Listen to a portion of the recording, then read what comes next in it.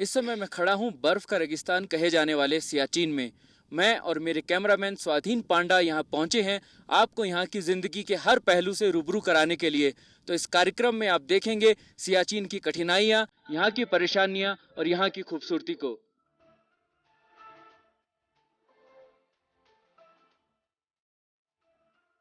सियाचिन, दुनिया का सबसे ऊंचा लड़ाई का मैदान। एक ओर काराकोरम और दूसरी तरफ सालतोरो पर्वतमाला की बर्फ से ढकी चोटियों के बीच पसरा है ये 76 किलोमीटर का बर्फ का रेगिस्तान। ये दूसरा मौका था जब आम लोगों का दल जा रहा था सियाचिन के इस खास सफर पर।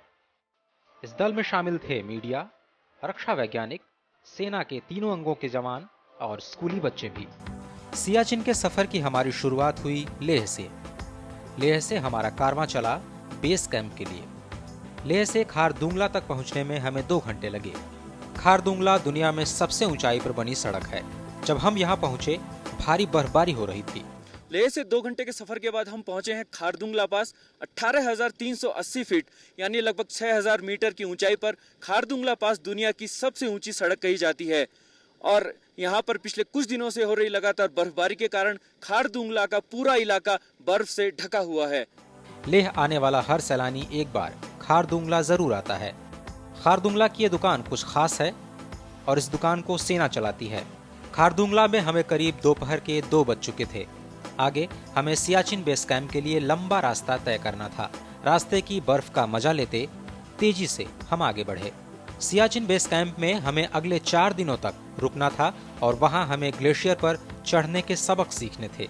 और इस पढ़ाई के लिए हमारी पाठशाला बनी आर्मी माउंटेनियरिंग संस्थान। सियाचिन बेस कैंप में आज हमारा पहला दिन है। सुबह के 7 बज रहे हैं और तापमान 0 से भी नीचे जा चुका है। सियाचिन बेस कैंप में हमारा ठिकाना बना है आर्मी माउंटेनियरिंग इंस्टीट्यूट और इस जगह रहकर हम अगले 4 दिनों तक ग्लेशियर पर चढ़ने की तकनीक के बारे में सीखेंगे।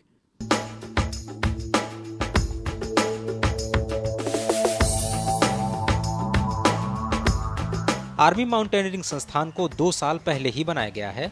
इसको भारतीय सेना के जवानों को पर्वतारोहण की सही ट्रेनिंग देने के लिए बनाया गया है।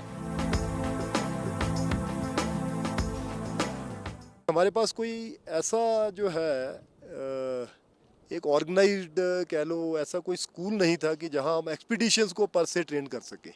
हमारे पास जैसे हाई एल्टीट्यूड वॉरफेयर स्कूल है जहां ये most of the mountaineers army के जो ज़्यादातर हमारे जैसे हैं हम वहीं ट्रेंड हुए हैं। लेकिन हमारे पास एक्सपीडिशंस जब जाती हैं उसके पहले ट्रेनिंग करने के लिए ऐसी कोई संस्था नहीं थी। तब 2006 के अंदर इंडियन आर्मी ने ये जो है निर्णय लिया कि हमें एक ऐसा इंस्टीट्यूट बनाना चाहिए। पर्वतारोहण के काम में आने वाले सभी जरूरी साजो सामान इस संस्थान के पास हैं, जिससे हमारे जवानों को विश्व स्तर का प्रशिक्षण दिया जा सके। आम लोगों और मीडिया के लिए यह सबक खासा मुश्किल था। आखिर कलम घिसने और पहाड़ पर चढ़ने में अंतर तो होता ही है। लॉन्ग टर्म के अंदर जब सिचुएशन अगर यहाँ ठीक होती है तो हम चाहेंगे कि यहाँ सिविलियंस और फॉरेनर्स भी आके जो है इन पीक्स को अटेम्प्ट करें और हम उनको बेस प्रोवाइड कर सकते हैं इनिशियल स्टेजेस के अंदर। जरूरी साजो सामान के साथ ही संस्थान में जाने माने प्रशिक्षक हैं। हमारे मुख्य प्रशिक्षक थे सीएन बोथ। बोथ पहले एवरेस्ट फतह कर चुके हैं। वो 8,000 मीटर से अधिक ऊंचाई वाली 5 चोटियों पर जीत दर्ज करने वाले भारत के अकेले पर्वतारोही हैं। बोथ साहब का एक सबक तो हमेशा याद रखने लायक है कि जब भी आप पहाड़ पर होते हैं तो पहाड़ आपसे बातें करता है। पहाड़ बोलता है, पहाड़ हमेशा बोलता है। आपने बात नहीं किया, बात करता है। मैं पहाड़ों से बात करता हूँ, आनंद आता है। पहाड़ बोलने का मतलब ये कि पहाड़ बहुत कुछ सिखाता है आपको। अंदर आप जब पहाड़ों में जाएंगे तो आपको बहुत अच्छा लगेगा। आपका अहंकार दूर होगा। पहाड़ अहंकार मिटाता है, सिंपलिसिटी सिखाता है कि किस प्रकार से आप देखेंगे 2 पहाड़ है, एक बहुत ऊंचा है, एक छोटा है। वो कभी लड़ते नहीं, वो सदियों से साथ में है। ना आपस में कोई ईर्ष्या है, ना द्वेष है, ना कोई घमंड है कि मैं ऊंचा हूँ तो छोटा है। तो ये बहुत कुछ सिखाता है पहाड़। इन पहाड़ों पर चढ़ने के लिए शरीर की मजबूती के साथ साथ मानसिक मजबूती भी बेहद जरूरी है। हमने बोथ साहब से ही सीखा कि फिसलन भरी बर्फ पर कैसे चलें और कैसे उस पर जीत दर्ज करें।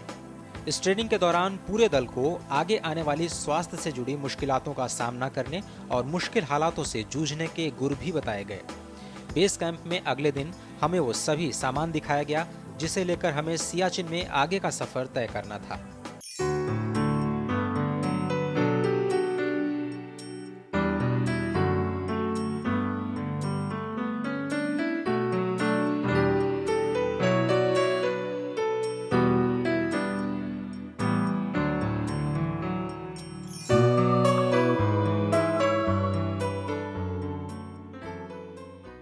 ये है सियाचिन बैटल स्कूल। यहाँ हमारे जवानों को सियाचिन में रहने का पूरा प्रशिक्षण दिया जाता है। यहाँ देखकर पता चलता है कि देश की सीमाओं की रक्षा करने वाले हमारे जवानों को कितने कठोर प्रशिक्षण से होकर गुजरना पड़ता है।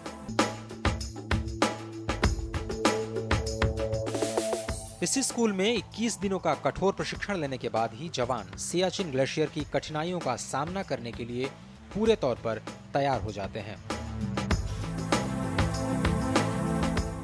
तेजी से ग्लेशियर पर चढ़ते जवानों को देखकर इनकी हिम्मत और जोश का अंदाजा लगाया जा सकता है। इन जवानों को देखकर हमारे भी मन में जोश बढ़ रहा था। आखिरकार हमारी मंजिल भी तो सियाचिन ही थी। यहीं पर हमने भी बर्फ के पहाड़ों पर चढ़ने, उतरने, गहरी खाइयों को पार करने की तकनीक सीखी। ये तकनीक हमारे आगे के सफर में बहुत काम आने वाली थी। सियाचिन बेस कैंप में आज हमारा तीसरा दिन है और हमें पहाड़ और ग्लेशियर पर चढ़ने का अभ्यास कराया जा रहा है।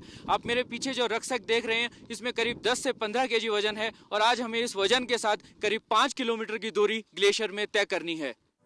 15 किलो सामान के साथ ऊपर चढ़ना हमारे लिए आसान नहीं था, लेकिन आगे जाना है तो ये सामान हमें ढोना ही था।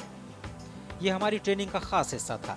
बेस कैंप में ही हमने भारतीय सेना के कुछ कारनामों के बारे में जाना। मिसाल के तौर पर सर के ऊपर गड़गड़ाते इन हेलीकॉप्टर्स को देखिए। ये है चीता हेलीकॉप्टर। सियाचिन में तैनात सैनिकों की जान की हिफाजत करने में इनकी बहुत बड़ी भूमिका है। इस ऊंचाई पर तैनात जवानों को जरूरी साजो सामान पहुंचाने का काम इन हेलीकॉप्टरों से ही किया जाता है। लेकिन ये हेलीकॉप्टर्स 21,000 फीट की ऊंचाई पर भी उड़ रहे हैं, जबकि ये इतनी ऊंचाई पर उड़ने के लिए बने ही नहीं हैं। दुनिया में कहीं भी और इतनी ऊंचाई पर हेलीकॉप्टर काम नहीं करते।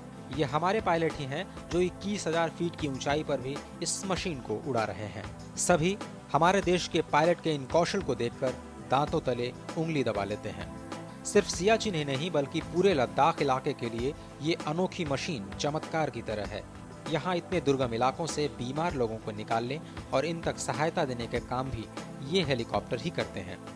लद्दाख के इन इलाकों में इस मशीन को भगवान की तरह से पूजा जाता है। आखिरकार हमारी ट्रेनिंग पूरी हुई, लेकिन ऊपर जाने से पहले हम सभी का मेडिकल टेस्ट होना बाकी था, जिसमें पास होने के बाद ही किसी को भी सियाचिन की खतरनाक ऊंचाई पर जाने की इजाजत मिलती है। हर कोई चाहता है कि वो इस टेस्ट में पास हो जाए, लेकिन कई दौर की जांच के बाद हम में से 6 लोग मेडिकल टेस्ट में खरे उतर नहीं पाए। बाकी बचे 27 लोगों को ये चढ़ाई पूरी करनी थी। अगले दिन सुबह सवेरे हर कोई तैयार था। हमें पता चला कि निकलने से पहले यहाँ के ओपी बाबा मंदिर में पूजा होगी। पूजा के बाद हमारा दल आगे चढ़ाई के लिए बढ़ेगा। ओपी बाबा का मंदिर हमारे सेना के विश्वास की कहानी है। ओपी बाबा सियाचिन में तैनात एक सिपाही थे जो कि सियाचिन में ही शहीद हो गए। ये माना जाता है कि बाबा सियाचिन में रहने वाले हर सैनिक की रक्षा करते हैं। ओपी बाबा की यहाँ मान्यता है। ओपी बाबा की यहाँ मान्यता है। इस बारे में बताते हैं कि ओपी बाबा, जिनका पूरा नाम ओम प्रकाश है, उनकी पोस्टों पर तैनाती थी। वहाँ पर कुछ पाकिस्तानी सैनिकों से उनका मुकाबला हुआ और वो शहीद हो गए। उनके नाम पर ही ये स्थान बनाया गया है। जो भी पोस्टों पर जाते हैं वो पहले यहाँ माथा टेक कर तब आगे जाते हैं। आगे हर पोस्ट पर ओपी बाबा के मंदिर हैं। यहाँ से इजाजत लेने के बाद ही सियाचिन का सफर शुरू किया जाता है। हम सभी ने अपनी यात्रा की सफलता के लिए बाबा से दुआ की। हमारे टीम लीडर थे लेफ्टिनेंट कर्नल AL मैनी। उन्होंने बाबा से आगे जाने की अनुमति ली और उसके बाद निकल पड़े सियाचिन के सफर पर। यहाँ सियाचिन बेस कैंप पर ओपी बाबा से आशीर्वाद लेने के बाद हमारा पूरा दल बेस कैंप 1 की चढ़ाई के लिए तैयार है और हम यहाँ से 12 किलोमीटर की चढ़ाई बेस कैंप 1 के लिए करेंगे। सुबह करीब 8 बजे बेस कैंप से कैंप 1 के लिए हमारा सफर शुरू हुआ। ये पूरा ही रास्ता ग्लेशियरों से आए पत्थरों यानी बोल्डर क्ले से जमा हुए मोरेन से बना हुआ है। शुरुआत में चलने में थकान हो रही थी, खासकर तब जब चढ़ाई चढ़नी होती है।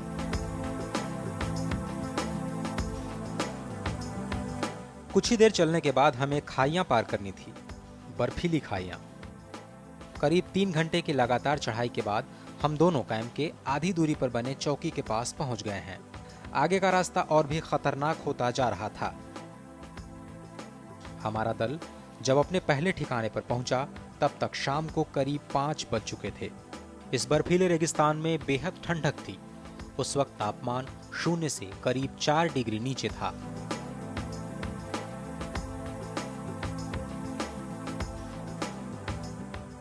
लेकिन इस खतरनाक ठंड में यहाँ तैनात जवानों की गर्मजोशी से दिल को बेहद खुशनुमा गर्माहट मिली। भारतीय सेना की मेहमान नवाजी भी हमने देखी। इतनी ऊंचाई पर भी उन्होंने हमारे लिए शानदार नाश्ते का इंतजाम किया था।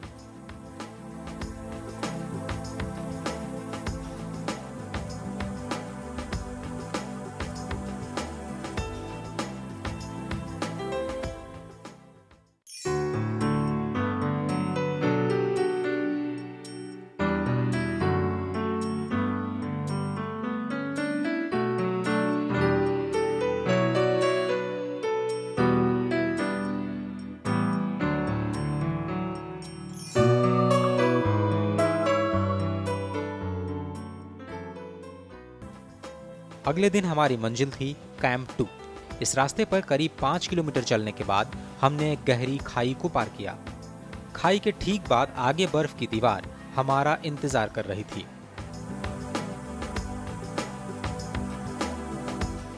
बर्फ की दीवार पर चढ़ने के बाद हमें दिखाई दिए बर्फीले ग्लेशियर का वो नजारा जिसका सभी को बेसब्री से इंतजार था।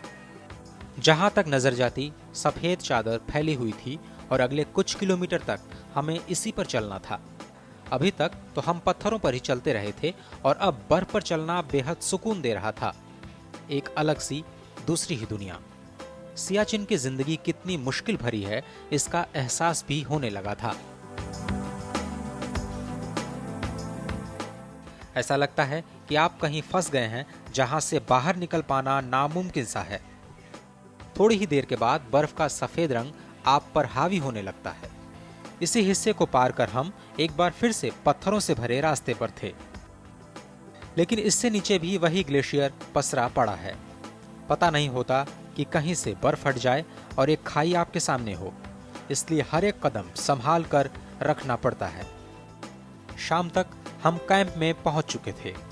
अभी तक तो मौसम हमारा साथ दे रहा था, लेकिन रात को यहां मौसम खराब होने लगा। सुबह उठे तो चारों तरफ बर्फ ही बर्फ थी। लगभग सारी रात बर्फबारी हुई थी। हम सुबह आगे का सफर शुरू भी नहीं कर पाए। सियाचिन के हमारे सफर का आज तीसरा दिन है और हम अभी 13,500 फीट की ऊंचाई पर कैंप 2 में खड़े हैं। यहाँ से हमें कैंप 3 के लिए चढ़ाई शुरू करनी थी, लेकिन रात भर की बर्फबारी के बाद यहाँ का मौसम थोड़ा खराब हो चुका है। आप मेरे पीछे देख सकते हैं कि हमारे जो टेंट हैं वो बर्फ से ढके हुए हैं और पीछे भी बर्फबारी दिखाई दे रही है, इसलिए हमारा ट्रैक कुछ देर के लिए रुका हुआ है। मौसम ठीक होने के बाद हम कैंप 3 के लिए अपनी चढ़ाई शुरू करेंगे। लेकिन मौसम था कि साफ होने का नाम ही नहीं ले रहा था। आगे बढ़ने के लिए मौसम साफ होने की दुआओं के साथ बोरियत दूर करने के लिए गाने की महफिलें सज गईं और कुछ लोग ताश के पत्ते फेंटने लगे।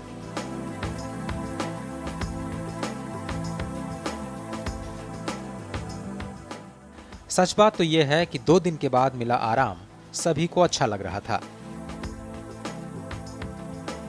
चलने की आदत पड़ी रहे, इसलिए शाम को सभी लोग कैंप के पास ही घूमने निकले, लेकिन मौसम का इरादा शायद कुछ और ही था। अगले सुबह भी लगातार बर्फ गिरती रही और हम अपना सफर फिर से शुरू नहीं कर पाए। बेस कैंप 2 पर आज हमारा ये दूसरा दिन है और हम 2 दिन से ही बेस कैंप 2 पर रुके हुए हैं और मौसम खराब होने के कारण बेस कैंप 3 की ओर नहीं जा पा रहे हैं। जैसा कि आप मेरे पीछे देख सकते हैं कि तेज स्नोफॉल हो रहा है, तेज बर्फबारी हो रही है और सभी लोग कैंप में, आप हमारे कैंप में भी देख सकते हैं कि बर्फ से ढका हुआ है हमारा कैंप साइट और सभी लोग खड़े हुए इस बात का इंतजार कर रहे हैं कि बर्फ रुके और हम किसी तरह से कैंप 3 की ओर जा पाएं। पीछे का नज़ारा भी अगर हम आपको दिखाएं तो पूरी तरह से स्नोफॉल हो रहा है, बड़ा तेज स्नोफॉल हो रहा है और मौसम अभी खराब बना हुआ है। तापमान भी इस समय लगभग -8 से -10 के बीच में बना हुआ है और इस मौसम खराब होने के कारण हम अभी आगे नहीं जा पा रहे हैं, लेकिन सभी की उम्मीद है कि मौसम जल्दी खुले और हम बेस कैंप 3 की ओर जल्दी से जल्दी चलें। एक बार तो हमें लगने लगा कि यहीं से वापस लौट जाना होगा, लेकिन तीसरे दिन सुबह मौसम साफ हो गया और हम चल पड़े। कैंप 3 के लिए। 16 किलोमीटर का यह सफर और दिनों की तुलना में आसान रहा, लेकिन 15,000 फीट की ऊंचाई पर तापमान 0 से 15 डिग्री नीचे चला गया था। हमें महसूस हुआ कि यहाँ जिंदा रहना ही मुश्किल है। देश की सरहद के लिए तैनात होना कितना कठिन होता होगा। ऊपरी चौकियों पर जहां तापमान 0 से 60 डिग्री तक नीचे चला जाता है, वहां 3 महीने रहकर सरहद की निगहबानी करना किसी तपस्या से कम नहीं। भारत ने 13 अप्रैल 1984 को सियाचिन पर अपना ऑपरेशन मेघदूत शुरू किया था और तब से लेकर आज तक सियाचिन में ये ऑपरेशन जारी है। नायक रमेश सिंह सियाचिन पर शहीद होने वाले पहले जवान थे। तब से लेकर आज तक हमारे जवान इस बर्फ के रेगिस्तान में डटे हुए हैं। लगातार चले लड़ाई जैसे माहौल और मुश्किल हालातों की वजह से सियाचिन में शहीद होने वाले जवानों की संख्या करीब 1000 तक पहुंच गई है। इसके बावजूद देश की सरहद की सुरक्षा में मुस्तैद सैनिकों के उत्साह और जोश में कोई कमी नहीं। आज भी जवान खुद अपनी इच्छा से यहाँ आना पसंद करते हैं। हालांकि सीमा पर अब भी शांति बनी हुई है, लेकिन इस रेगिस्तान में आपका सबसे बड़ा दुश्मन खुद ये बर्फीला और ठंडा रेगिस्तान ही है। आज भी शहीद होने का सिलसिला रुका नहीं है, लेकिन पहले की तुलना में इसमें बेहद कमी आ चुकी है। पहले मौसम की वजह से होने वाले हताहतों की संख्या बहुत ज्यादा हुआ करती थी, लेकिन अब बेहतर होती मेडिकल सुविधाओं की वजह से बहुत सी अनमोल जानें बचाई जा रही हैं। कैंप 3 में आने से पहले ही हमारे 2 दिन खराब हो चुके थे, इसलिए आगे न जाकर हमें यहीं से वापसी का सफर शुरू करना था। कैंप 3 पर ही भारत के शानदार तिरंगे को लहराकर हमने वापसी का सफर शुरू किया। रात फिर से कैंप 2 में बितानी पड़ी। अब तक चलने की इतनी आदत हो चुकी थी कि जाते समय हमने जो दूरी 10 घंटे में तय की थी, वो दूरी महज 5 घंटे में पूरी कर हम अगले दिन कैंप 1 में आ गए। इस बार मौसम हम पर मेहरबान था। अच्छी धूप खिली थी और सफर के आखिरी दिन हमने जी भरकर धूप में आराम किया। इस दल के साथ गए लोगों के लिए भी ये तजुर्बा कुछ खास रहा। जब हम ट्रैक पे आए तो सुना था सियाचिन के बारे में, वर्ल्ड्स हाईएस्ट बैटलफील्ड के बारे में सुना था। हमारे जवान कहाँ कहाँ सर्विस कर रहे हैं। अब आए हैं, खुद देखा है कितनी मुश्किलात में ये लोग खड़े हैं सामने पोस्ट्स पे, ठंड में -45 डिग्री तक के टेम्परेचर में है। तो आज खुद से महसूस हुआ है कि कैसे ये लोग अपनी सरहद का कर रहे हैं, गार्ड कर रहे हैं। सियाचिन एक अपने देश के साथ एक ऐसी इम्पोर्टेंस वाली चीज़ से जुड़ा हुआ है कि आप सुनिए तो आपको लगता है यार जाना चाहिए हमेशा वहाँ। तो एक अपने आप को सेंस ऑफ प्राइड आ रहा है, अभी गर्व महसूस हो रहा है कि उस जगह गए जहाँ यार हमारे जवान जाके उस डिफ़िकल्टी को देखते हैं, हम भी उस डिफ़िकल्टी को देख के आ रहे हैं। आइंदा अगर ज़रूरत पड़ती है तो शायद हम उस चीज़ को एहसास कर सकेंगे और उस बारे में ज़रूरत पड़ती है लिख सकते हैं, बोल सकते हैं, लोगों से बातें कर सकते हैं उस बारे में। एक्चुअली पूरे रास्ते ज़्यादातर व्यू देखने को मिला ही नहीं, पत्थर ही दिख रहे थे पैरों के नीचे। लेकिन कल जब फोटोग्राफ्स देखी सारी, तब पता चला कि ये ऐसा एक्सपीरियंस है जो कोई भी भुला नहीं पाएगा। एक्चुअली एक तरह से पॉजिटिव थिंकिंग की कमी नहीं थी, पर अपने लिमिटेशंस तो पता चल गए। हम एज अ पार्ट ऑफ हमारा ड्यूटी हम लेह लद्दाख रीजन पूरा घूम चुके हैं, लेकिन सियाचिन एक ऐसा जगह था जहां हम नॉर्मल कोर्स ऑफ ड्यूटी में नहीं आ पाते हैं।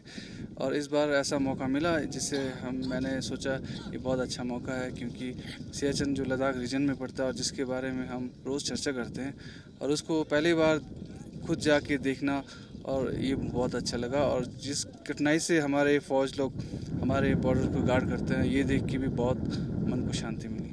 हमारे दल में राष्ट्रीय मिलिट्री स्कूल के 12 छात्र भी थे, जो आने वाले वक्त में मुमकिन है भारतीय सेना के अधिकारी बनेंगे। उनके लिए भी सियाचिन को नजदीक से जानने का अनुभव शानदार रहा। मैं सियाचिन के बारे में बहुत सुना था, मैंने बहुत सपने देखे थे, लेकिन यहाँ सियाचिन के ट्रैकिंग के बाद मेरा मन काफ़ी उत्साह से भरा हुआ है। मैं सभी साथियों एवं टीममेट्स को मैं धन्यवाद देना चाहूँगा जिसने मिशन को सक्सेसफुल किया। फिर आया हमारे सफर का 8वां दिन। दोपहर में हम बेस कैंप के ओपी बाबा मंदिर में सर नवाने के लिए वापस पहुंच गए थे। बाबा के मंदिर में पहुंचकर सियाचिन का हमारा यह सफर तो पूरा हो गया, लेकिन ये सफर हमारे लिए ऐसी यादें और कुछ ऐसे दोस्त छोड़ गया जो ता जिंदगी हमारे साथ रहेंगे।